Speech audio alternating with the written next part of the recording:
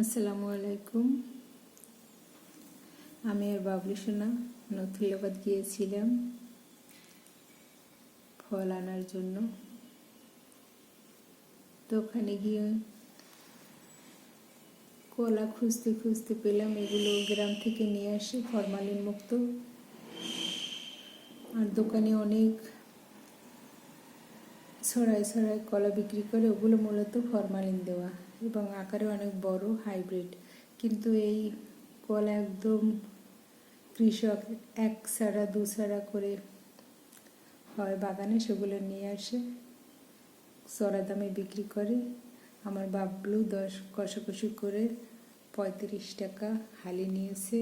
এখানে 3 হালি, বেবি 3 হালি, 4 হালি 35 টাকা করে হালি। 4 হালি কিনেছেন 140 টাকায়। কলাগুলো দেখতে ছোট, কিন্তু খেতে হয়তো মিষ্টি হবে। আমার বাবলু সোনার শরীরটা ভীষণ খারাপ লাগছে, তাই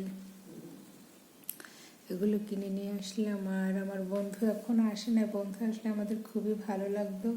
বন্ধু, তুমি তাড়াতাড়ি চলে আসো, আমাদের ভালো লাগছে না।